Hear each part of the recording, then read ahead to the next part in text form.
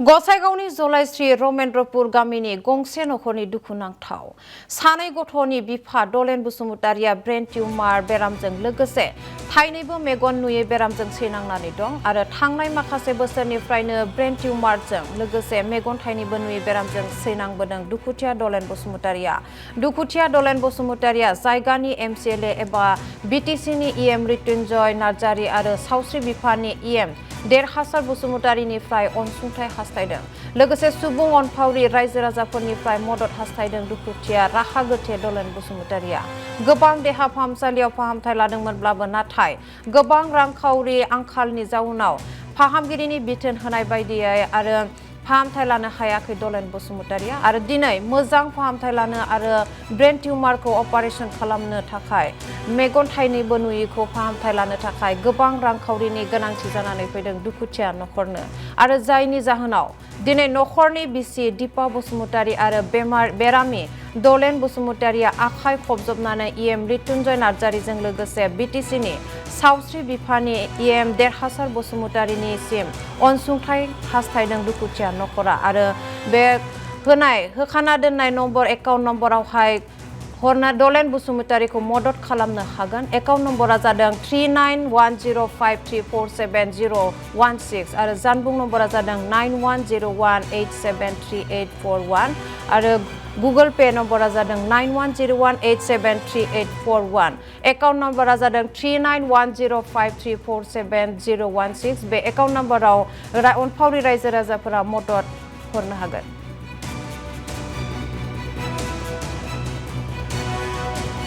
फिसाया brain tumour जादों मेगनबो दा नुवा थाइनैबो नुवा बेसे गोबाव जाखो जानाया? गोबाव जाबाय गोबाव सम जाबोबाय बोसोरसे जाबाय ट्रिटमेन्ट लादोंमोन माबा मेफालाव लादों ओमफ्राय ओरै खाथि खालायावबो नायजोबदों क'क्राझारावबो दा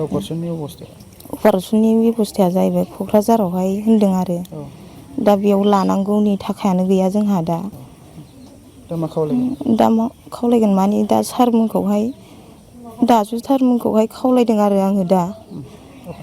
अपारेशननि थाखाय गोबां फैसा नांगौनि थाखायनो दिनै फिसा सानै दङ आंहा दिनै बिमा दङ फाहामथायनि थाखाय आङो सारमोनखौ एसे लुबैदों दिनै आङो फिसाइखौ फाहामनो थाखाय बिमा सासे दङ फिसाइखौ आं मोजां जाजानो लुबैयो गथ' सानै दङ फरायनाय दङ 7 फरायो दा हिनजावसा हौवासाया दाबो हाबथ'वाखै 4 बोसोर जाबाय बिराद खस्थ' जानानै दङ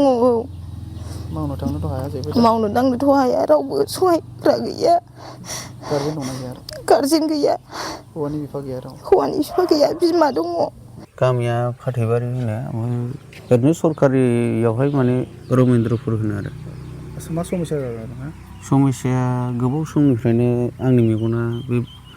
माने थाइनैबो नुवाखै दा गोबां खस्थ'नि गेजेरजों दङ थाखा फैसा गैया आखाइयाव आरो डक्टरनो देखायबाय मेफालावबो खेबनै थांबाय दा मेफालनि डक्टरा होनदों अपारेशन खालामनांगौ होननानै दा ब्रेनावहाय टिउमार जादों होनदों दा दाख्लि एमआर खालामनायावहाय मोनबाय दा टिउमार खालामनो थाखायनो गोबां दं आरोखि खस्थ' जानानै दं ओरैनो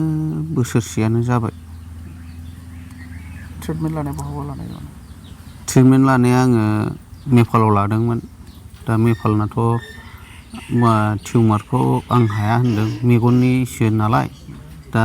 मेगन गाज्रि जानायखाय आं मेफालाव थांदोंमोन आरो दा मेगनावथ'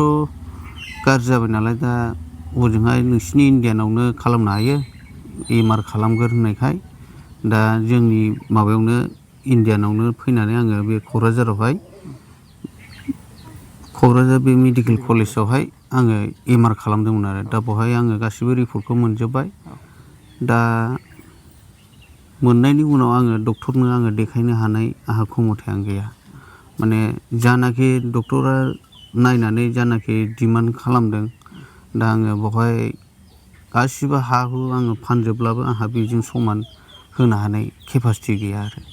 बेखायनो आङो सिन्था धारना खालामनानै